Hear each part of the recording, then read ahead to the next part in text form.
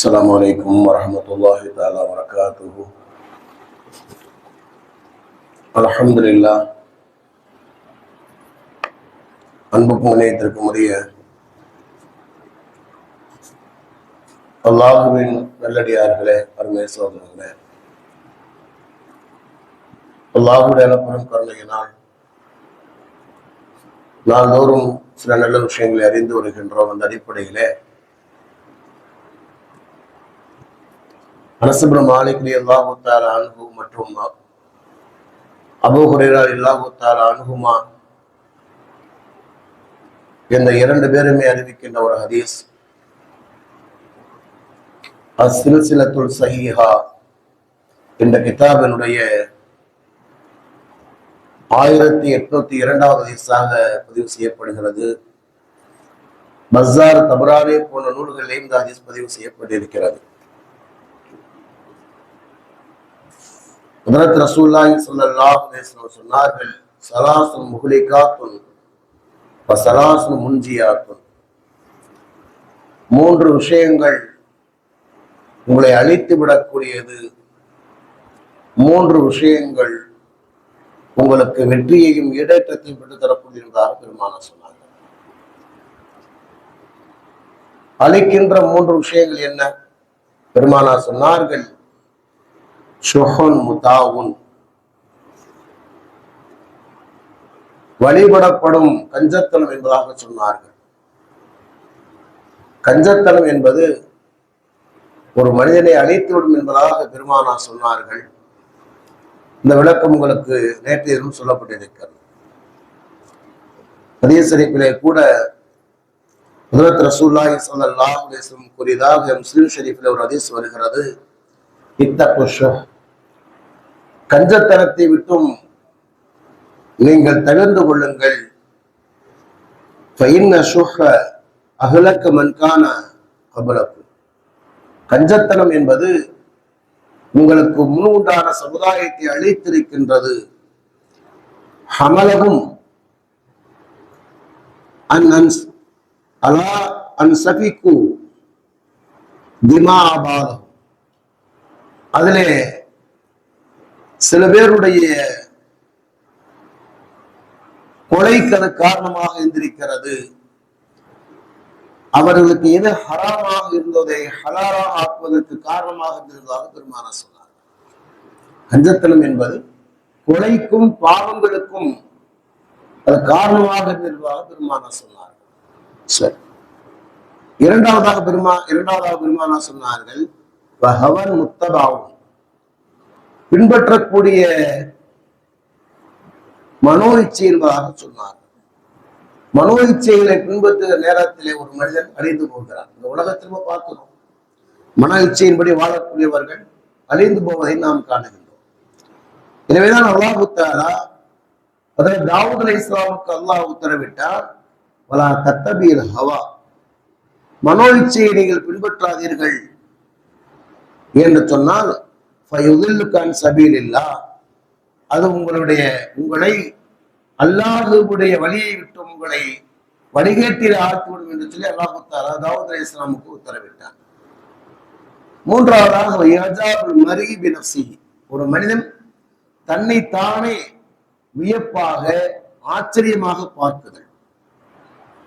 பிறரிடத்திலே பெருமையாக பேசுவது மட்டுமல்ல, யாஜாப் என்றாலே அது தனக்கு அல்லாஹ் கொடுத்த வாக்கியங்களுக்கு நன்றி செய்வது என்பது வேறு. அதை பெருமையாக நினைக்குதல், ஆச்சரியமாக நினைக்குதலே ஒரு மனிதனை அழித்து விடும். முஸ்லிம் ஷரீஃபில் ஒரு ஹதீஸ் வருகிறது, அதில் அபூ ஹுரைரா ரலியல்லாஹு தஆலா அன்ஹு அறிவிக்கிறார்கள், முந்தைய காலத்திலே ஒரு மனிதர் என்ன செய்கிறார், நல்ல ஆபரணங்களை அணிந்து கொண்டு, அவருக்கெல்லாம் நிறைய செல்வத்தை கொடுத்திருந்தார், நல்ல ஆபரணங்களை அணிந்து கொண்டு இந்த பூமியிலே ஒரு பெருமையோடு உலா வந்தார். அந்த நேரத்திலே அல்லாஹ் தஆலா அவரை பூமியை விளங்க வைத்தார். உலகம் அழிகிற வரைக்கும் அவர் கீழே சென்று கொண்டே இருக்கிறார் என்பதாக ஹஜ்ரத் ரசூலுல்லாஹி ஸல்லல்லாஹு அலைஹி வஸல்லம் சொன்னார். அதனால அல்லாஹ் தஆலாவுக்கு பாக்கியங்களை கொடுத்திருக்கின்றான். அதுக்கு நன்றி உடையவர்களாக, பணி உடையவர்களாக, அந்த பாக்கியங்களுக்கு எப்படி நாம் நடந்து கொள்ள வேண்டும் என்ற முறையோடு நாம் இருக்க வேண்டுமே தவிர நமக்கு கொடுத்த பாக்கியங்கள் இணைத்து நாமே பெருமைப்பட்டாலே நாம் அழிதுவோம் என்பதைத்தான் ஹதீஸ்ல பெருமானார் கூறுகிறார். சரி, இந்த விளக்கம் உங்களுக்கு நேற்று சொல்லப்பட்டிருக்கிறது.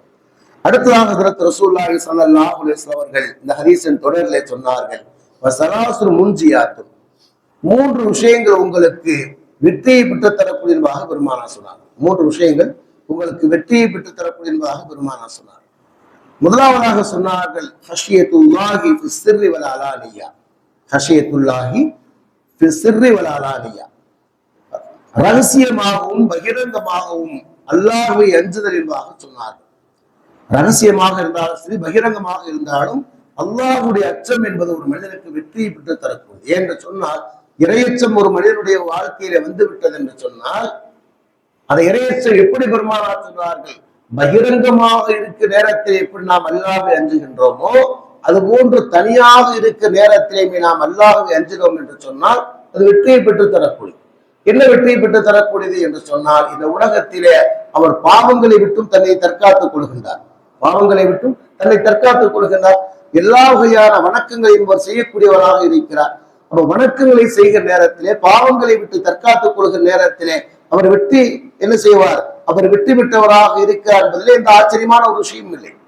அது மாதிரி அல்லாஹ் தஆலா தன் திருமறையை கூட கூறுகிறார், மன் ஹஷிய ரஹ்மான் பில் கைப் வஜாஅ பிகல்பின் முனீப்.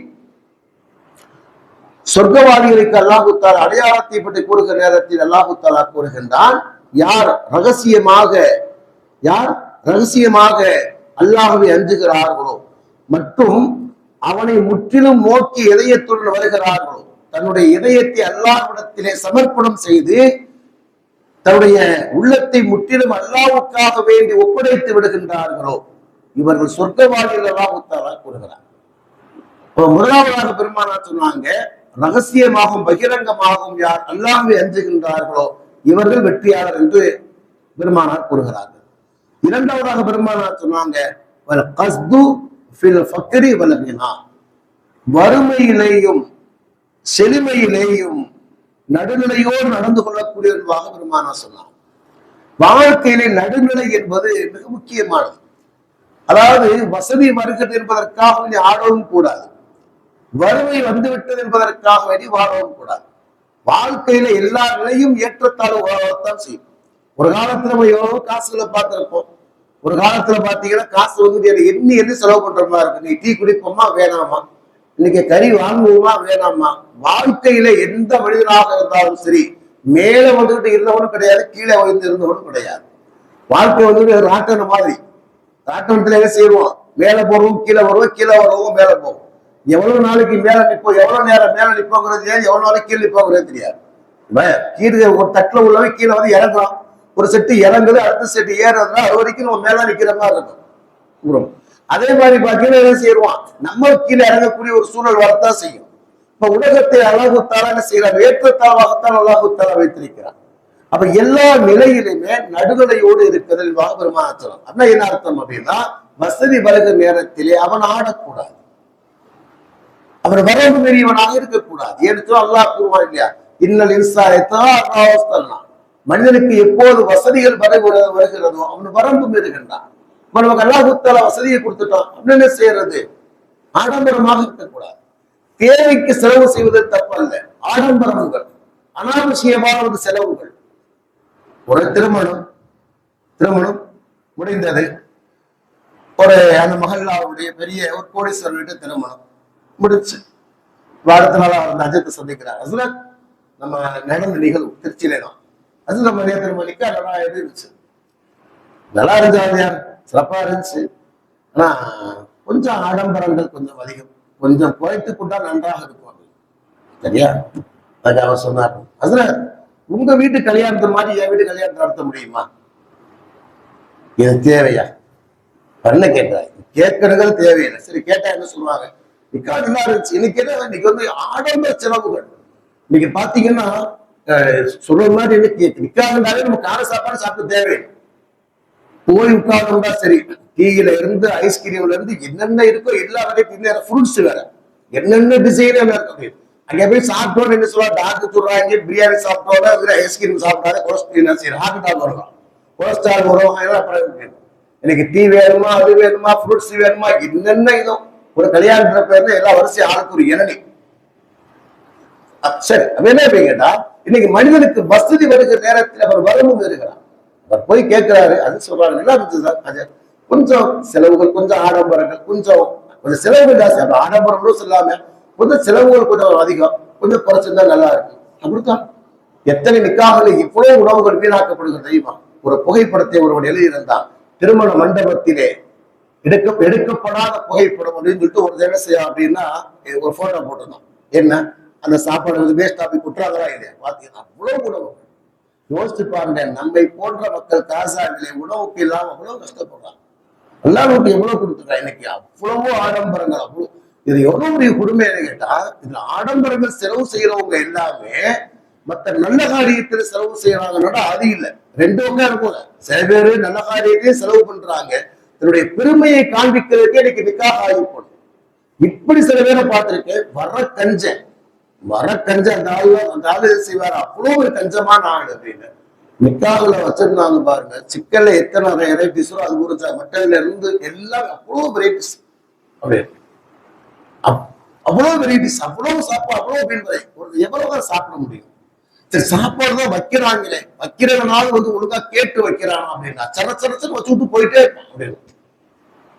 யாருக்கு எவ்வளவு வேணுங்கிறது தெரியல, என்ன வைக்கணுங்கிறது தெரியல. அவனுக்கு என்னென்ன இருக்கோ எல்லாத்தையும் வைக்கணுங்கிறான். சிக்கனே பிடிக்காத இருக்கும், அந்த சிக்கனை 3 வகையான வெரைட்டிஸ் இருக்கு, வைக்கிறதையும் கூட்டுறான். அப்ப இன்னைக்கு வசதி வருகிற நேரத்திலே நம்ம ஆளுக்கு மாதிரி வீண் செலவு பண்றவங்க உலகத்துல யாரும் இருக்காது. சமரச பத்திரிகையில ஒருவர் எழுதியிருந்தாங்க, இஸ்லாமியர்கள் திருமணத்தின் பெயரிலே வீண் செலவுகள் பண்றது 500 கோடியா. 500 கோடியா திருமணத்தின் பேரிலே வீண் வரையும். நமக்கு ஆச்சரியமா இருக்கு. ஒவ்வொரு திருமணத்துல எவ்வளவு வீண் வராங்க, எவ்வளவு ஆட்டம். ஒரு 3 ரூபாய் வசூல் பண்ணி கல்யாணம் பண்ணா கூட ஒரு வீடியோ இல்லாத கல்யாணம் எங்க இருக்குது. ஒருத்தவங்க சொன்னாங்க, சார் நான் வந்து நிக்காவுக்கெல்லாம் உதவி செஞ்சுக்கிட்டு இருந்தேன், இப்போலாம் உதவி எல்லாம் செய்யறது இல்லை சார். வேண்டாம் என்கிட்ட சொன்னாங்க, ஏதாவது சொல்லுங்க சார், ஒரு பொருள் வேணா வாங்கி கொடுத்துடலாம் சார், நான் யாரும் காசையை கொடுக்கறதா சார். என்ன ஏமா அப்படின்னு கேட்டா சொன்னாங்க, ஒரு ஏழை வீட்டு கல்யாணம் சொன்னாங்க, நானும் ஒரு கொஞ்சம் செய்வாங்க, நம்ம மகிழாவத்தா இருந்தவங்க தாராளமா செய்யக்கூடியவங்க, நான் சொன்னா செய்வாங்க. அப்படி நம்ம மேல ஒரு முகப்பத்தான நான் முதல்ல பணமா கொடுத்துருந்தேன் சார், இப்போலாம் யாருக்கு எதுவுமே கொடுக்கறது சார். ஏதாவது வேணா சொல்லுவேன் சார், நம்ம பொருள் வாங்கி கொடுத்துருவோம், பயன்படுத்துற மாதிரி வீட்டுக்கு உபயோகமான பொருளை வாங்கி கொடுத்துருவோம் சார். ஏமா அப்படின்னு ஒரு நிக்காவுக்கு போனேன் சார். நிக்காவுக்கு சொன்னாங்க, நம்ம ஒரு நல்லா உதவி செய்யக்கூடியவங்க அப்படின்னு உதவி என்ன போனோம் சார். பாத்தீங்கன்னா அவ்வளவு வரிசை அப்படின்னா, அவ்வளவு வீடியோக்கள் வந்து அவ்வளவு வீண் செலவுகள். எனக்கு ரொம்ப சங்கடமா போச்சு. ஏன்னா இது பண்ணமோ, ஏன்னா கொடுத்தமோ ஆகி போச்சு. சரி பரவாயில்ல சொல்லி இனிமேல் பொருட்கள் வாங்கி கொடுக்கணும். எனக்கு ஏழை வீட்டு திருமணங்கள் கூட ஆடம்பரம். இதுல ஒரு கொடுமை என்னன்னு கேட்டா, சில பேர் பெண் வீட்டார்கள் வந்துட்டு பள்ளியாசல் நிக்கா பண்ணணும் அப்படின்னு கேட்டா மாப்பிள்ளைக்காரன் ஒத்துக்கிறது இல்லை. ஏன்னா பள்ளியாசல் நிக்கா பண்ணணும் சுண்ணத்தே. சரி, ஒரு வீட்டுல கேட்டேன், ஒரு வீட்டுல ஒரு 100 ரூபாய் வசூல் பண்ணி கல்யாணம் பண்றாங்க. எல்லாருடைய குடும்பம் ரொம்ப பழகிட்டோம், ஆயப்பிள்ளையே பழகுனதுனால உரிமையா சில பேர்கிட்ட பேசுறோம். ஒரு வீட்டுக்கு ஒரு இடத்துல கல்யாணம் பண்ணா 100 ரூபாய் வசூல் பண்ணி கல்யாணம் பண்றாங்க. நான் சொன்னேன், எவ்வளவு பள்ளியாசல ஃப்ரீயா பண்ணிட்டு போயிடலாம், பள்ளியாசல ஃப்ரீயா பண்ணிடலாம், நீங்க மண்டபம் வேண்டாம் கூட சொல்லுங்க, நானே நிர்வாகத்துல பேசி உங்களுக்கு பண்ணி தர்றேன்னு சொல்லி சொன்னேன். நம்ம பள்ளியாசல கொஞ்சம் கம்மியா தான் வாங்குறாங்க, நம்ம உங்களுக்கு சொல்லி உங்களுக்கு ஏதாவது நான் பண்ணித்தரேன், ஒன்றும் பிரச்சனை இல்லை. மாப்பிள்ளைக்காரங்க ஏற்றுக்கொள்ள மாட்டேங்கிறாங்க. மாப்பிள்ளைக்காரங்க ஏற்றுக்கொள்ளாங்க, மண்டபம் தான் பிடிக்கணும், 500 சாப்பாடு தரங்கிறாங்க சார், வேற என்ன செய்யணும். அப்ப இன்னைக்கு அதாவது எல்லாத்துக்குமே அறிவு இருக்கணும். பொண்ணு வீட்டுக்காரங்க மட்டும் இல்ல, மாப்பிள்ளை வீட்டுக்காரங்களுக்கு அறிவு இருந்தா மட்டும் தான் செய்ய முடியும். என்னமோ பள்ளிவாசல பள்ளியார் கல்யாணம் கூட ஹராம் மாதிரி எடுத்துட்டு உட்காந்துருக்காங்க. பள்ளிவாசலை திருமணம் செய்வதால் சுண்ணத்தே. என்ன நினைக்கணும், வசதி வருகிற நேரத்திலே ஒரு வரம்பு இருக்கலாம். சரி, அதே நேரத்தில் ஃபக்கரி அப்படின்னா வறுமையிலேயும் கூட நடுநிலையாக இருக்க. நமக்கு வறுமை வந்துருச்சு அப்படிங்கிறதுக்காக வேண்டி ஒரு பாவமான வழியை தேடுங்கிற தேவையில்லை. ஏன்னா பெருமானா சொல்வாங்க, காதல் ஃபக்குர் ஐயக்கூன குஃப்ரா, வறுமை என்பது சில பேரை காஃபிராக ஆக்கிவிடும் என்பதாக. வறுமை வருகிற நேரத்தில் ஒருத்தர் ஹராமான வழியில சம்பாதிக்க கூடாது. ஒருத்தர் வந்து என்ன செய்யறாரு, ஒரு ஹராமான தொழிலை பண்ணார், அதுக்கு பிறகு வந்தாரு ஹலாலுக்கு வந்தார். எல்லாம் நம்ம மகளாக்காரங்க தான், ஹலாலுக்கு வர்றாரு.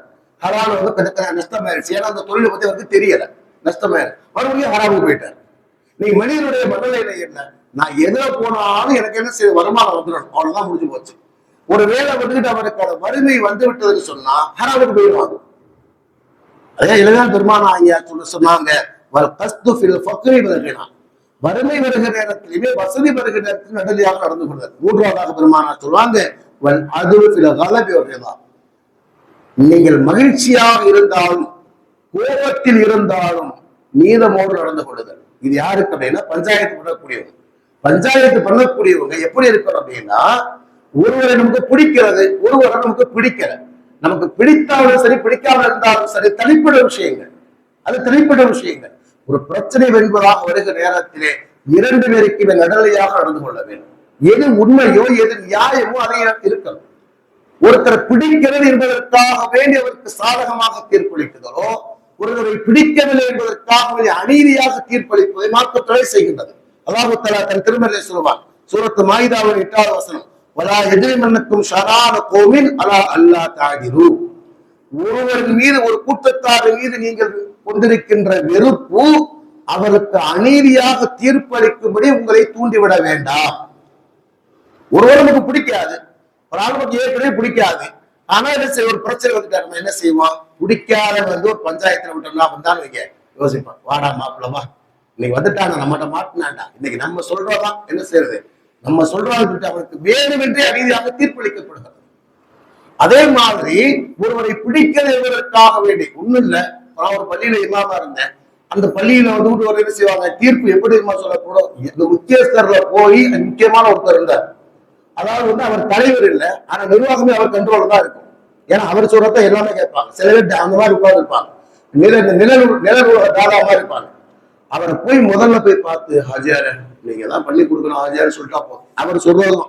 அவரை போய் யார் முதல்ல பார்த்துட்டாங்களோ, குற்றவாளியை முதல்ல போய் பார்த்துட்டாலும் கூட அவர் சொல்றதான், அவர் தான் என்ன சொல்லுவாரு, நிர்வாகத்தை சொல்லுவாரு, அதைத்தான் சொல்லுவோம். நான் கூட சொல்றது, ஏன் அவர் சொல்றது இங்க கேட்கணும், ஏதாவது ஊரை நம்மளை பத்தி பேசுவாங்க, நம்மளுடைய குறையை புற சொல்லுவோம். அதுக்குதான் நம்ம குறையில்லாத பொறுப்புல உட்காரு.